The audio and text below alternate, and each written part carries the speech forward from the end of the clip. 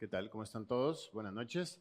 Vamos a ir directamente a nuestra primera parte, el estudio bíblico que tiene que ver con las preguntas y dudas, que quizás incertidumbre que tengan de situaciones, ya sea que estén atravesando o de la lectura. ¿Tienes una ya? Vamos a empezar con la tuya. Andrea está preguntando, en Proverbios 18:21 dice, la muerte y la vida están en el poder de la lengua, y el que ama comerá de sus frutos. Mi pregunta, ¿nuestras palabras tienen poder? ¿Lo podrías profundizar?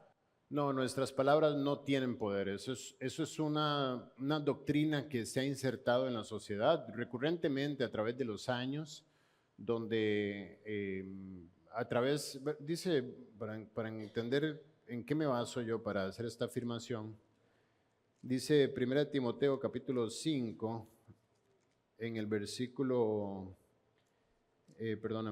capítulo 4, dice que el Espíritu dice claramente en el versículo 1, que en los posteriores tiempos algunos apostatarán de la fe, es decir, algunos van a dejar la fe, van a abandonar la fe. La fe es, según la Biblia, la certeza de lo que se espera, es una seguridad que viene sobre algo que estoy esperando. Yo tengo fe cuando tengo seguridad sobre lo que estoy esperando, y una convicción de lo que no veo, en función de las promesas de Dios. Dios promete y yo pongo toda mi confianza, aunque no veo. Viene a mi memoria el caso de Pedro, cuando Jesús le dice, ven. La palabra de Dios le da una orden, le dice, ven. Y él, en función de lo que escucha, él actúa, reacciona y pone su pie sobre el agua que no tiene poder por sí sola para sostenerlo, para que él pueda caminar sobre las aguas. Sin embargo, la certeza no estaba en función de esa, como dicen las propiedades del agua, la tensión superficial del agua.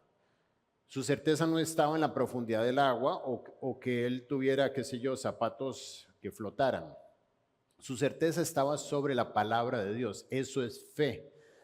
La fe no implica que tú atravieses por un tiempo de mucha angustia personal. Dios no mira tu fe o no evalúa tu fe en función de cómo te sientes a la hora de tener fe. Probablemente Pedro estaba asustadizo en el momento, estaba amedrentado por los truenos, por la lluvia, el viento, etcétera, las olas, pero sin embargo estaba actuando en función de lo que estaba dicho por la palabra de Dios. Así es que la fe y los sentimientos no tienen nada que ver uno con el otro. Yo puedo vivir en fe y a la vez tener emociones que están tratando de botarme. ¿Qué debe hacer el creyente maduro? Ignorar las emociones, actuar de acuerdo a lo que sabe, no de acuerdo a lo que siente. Porque su naturaleza pues es contraria, es su principal enemigo, de hecho. Nuestra naturaleza está constantemente invitándonos a fallar. Ahorita que veo a Iker salir por ahí, bueno, él no sabía quizás. Les voy a recomendar, por favor, que salgan por la puerta de emergencia, la puerta secundaria, o que entren, si ya está cerrada, cuando entren o cuando salgan, pues que usen esa, porque así va a ser más sencillo escabullirse sin que te vean, y también, pues, menos distractivo, ¿ok? Entonces, te decía que la fe tiene esa particularidad, que no está vinculada con las emociones. Los designios de tu carne son enemistad en contra de Dios. Entonces, Dios los va a ignorar. Él va a ver tu obediencia, Él va a ver tu acción en función de la fe. Y tu confianza puesta sobre lo que Dios dice es lo que atrae el poder de Dios sobre la situación. El poder no está en lo natural, no está en mi actitud. O sea, hay toda una corriente filosófica que dice que mi actitud atrae buenas cosas. Es decir, hay una ley de siembra y cosecha. Por supuesto, si yo soy una persona cortés, amable, colaborativa, voluntariosa, pues voy a traer sobre mí, no sé, más responsabilidades. Si alguno ha tenido 2 empleados, pues uno a veces tiende a recargar más al que más absorbe y al que menos absorbe, con tal de estar evitando ese constante roce. Y al atraer más responsabilidades, probablemente pues eso atraiga prosperidad, porque vas a ir surgiendo en medio del desempeño. Pero no quiere decir que tu actitud por sí sola tenga un poder, sino el hecho de que se cumplen principios. Dice, ¿has visto hombres solícitos en su trabajo?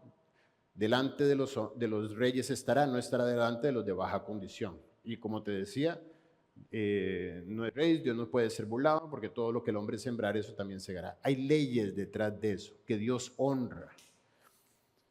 Todo esto para decirte que no hay en el hombre ningún poder para hacer que las situaciones cambien de manera permanente. Y mucho menos la palabra. Decía yo ahorita que en los posteriores tiempos, 1 Timoteo 4, algunos apostatarán de la fe. Algunos dejarán de confiar en la palabra de Dios para empezar a confiar en otras cosas, escuchando algo que no es la palabra de Dios. Yo dejo de escuchar la palabra de Dios, apostato y empiezo a escuchar otra cosa. ¿Qué empiezo a escuchar? Todo. Corrientes filosóficas, corrientes psicológicas, modismos, frases que estén de moda, hey, nunca cambias, vales 1000, eres increíble. Y es todo lo contrario a la palabra de Dios. La palabra de Dios dice que el hombre no es señor de su camino, ni está en el hombre que camina al enderezar sus pasos. La palabra dice que todas nuestras justicias son como trapos de inmundicia, que no hay en el hombre nada bueno, sino herida, hinchazón y podrida llaga. Romanos 3:10 dice, no hay quien haga lo bueno, no hay ni siquiera uno. Entonces, esos deseos que suenan bonito son contrarios a la palabra de Dios. ¿Por qué? Porque vivimos en el jardín del diablo. O sea, no esperes encontrar algo robusto de lo que te puedas tomar si estamos en un mundo cuyo príncipe es el diablo. Desde el Edén él es el dueño del mundo y el mundo es gobernado por él. Entonces no creas que en el mundo tú vas a encontrar algo que te acerque a Dios. Y aquí es donde hay que tener muchísimo cuidado, porque a veces empezamos a aplicar de un falso filtro para discernir el mundo, que no nos permite a nosotros entender el peligro que estamos. El entretenimiento, por ejemplo, yo no puedo decir que sea fanático, pero me encanta Star Wars. Y es decir, disfruto la tontería de estar viendo eso. Sin embargo, hay algo que me molesta mucho y es que me traten de adoctrinar. O sea, que me traten de meter a la fuerza una doctrina. Yo quisiera entretenerme sin necesidad de verme en peligro de estar absorbiendo algo sin que me dé cuenta. Y como les decía, el otro día quise ver un capítulo de una serie y en ese primer capítulo, pues ya el primer anuncio era que el principal de la serie tenía 2 mamás. Tenía 2 mamás. Dice yo, amén, dijo, yo tengo una y no de abasto con esa. Entonces, ¿cuál es el punto? El punto es que estás poniendo tu corazón a que una gota de mentira esté constantemente calando y calando y calando. Y quizás ya tú estás hecho, quizás ya tú estás robusto, pero tus hijos están en formación y tus hijos van a estar absorbiendo la mentira y la van a estar poco a poco digiriendo como si fuera verdad. Y esto va a hacer que su conciencia empiece a abrazarse de una falsa estructura de valores que la confunde, que la hace ver lo malo como bueno. Y ese es el punto. Empezar a ver lo que no está bien como algo normal. Entonces, por supuesto que no es normal que una persona tenga 2 mamás, es imposible. Nadie puede tener 2 mamás. Biológicamente es imposible. Una persona tiene un papá y una mamá, un óvulo y un espermatozoide son los que dan a la vida un nuevo embrión. Entonces nadie puede tener 2 mamás, ni nadie puede cambiarse de sexo, nadie puede decir ahora soy hombre, ahora soy mujer, ahora soy cualquier otra cosa en medio.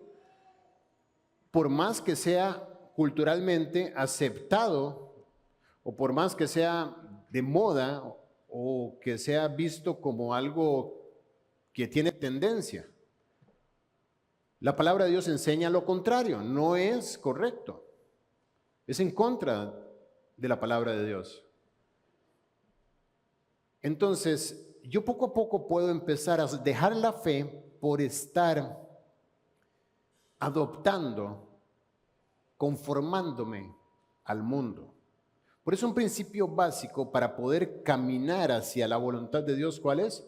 No os conforméis a este siglo, no os conforméis a la filosofía que gobierna en este mundo, no tomes la forma de ella, sino todo lo contrario, transformaos por medio de la renovación de vuestro entendimiento, que vuestro entendimiento sea nuevamente reseteado a que esté alineado a la palabra de Dios. Entonces yo dejo de escuchar la palabra de Dios y empiezo a poner mi corazón en corrientes doctrinales falsas. Eso es lo que está diciendo Timoteo. Dice, ellos apostatarán de la fe escuchando a espíritus engañadores y a doctrinas de demonios. Una redundancia en realidad. Espíritus son demonios, engañadores y doctrinas de demonios, pues está diciendo que todas estas corrientes tienen un solo autor, la actividad demoníaca que gobierna el mundo entero. Ese es el único autor de todas estas corrientes de doctrina. No vayas a pensar que tú vas a lograr salir al mundo y absorber algo que va a ser bueno para la necesaria edificación, que va a traer virtud, que va a traer efectivamente nutrición a tu alma. Confórmate con que al menos no la dañe. Por eso a mí me encanta ver biografías, casos de la vida real que pues exalten alguna virtud, pero no necesariamente lo hago entregando todo mi corazón a lo que estoy observando, sino que siempre con un celo y un cuidado. Y así, dentro de todas estas doctrinas está una falsa creencia de que yo puedo declarar el mundo que quiero en existencia. ¿Qué quieres? ¿Quieres ser exitoso? ¿Quieres ser profesional? ¿Quieres tener un futuro así? Simplemente empieza a declararlo en existencia. Es una estupidez. O sea, yo no puedo por mi propia palabra hacer que algo suceda. Que habrá casos de éxito, que habrá personas que hayan escrito libros, claro, pues como te digo, hay un patrocinador que le ayuda a la cultura a creer que efectivamente hay éxito en esto, que hay poder en esto. Pero no se puede. La única forma en la cual yo puedo recibir de parte de Dios algo que sea una bendición, dice la Biblia que la bendición de Jehová es la que enriquece y no añade tristeza con ella. Entonces, la bendición de Dios es la que Él construye a lo largo del tiempo y ella enriquece mi vida. ¿Cómo? Haciendo que mi vida sea fructífera en función de los frutos eternos. Así es que el pensar que yo puedo declarar algo en existencia o atraerlo con mi actitud o distintas leyes que van y vienen como si fueran verdad absoluta, pues solamente son fuentes distractorias de la palabra de Dios. Bien.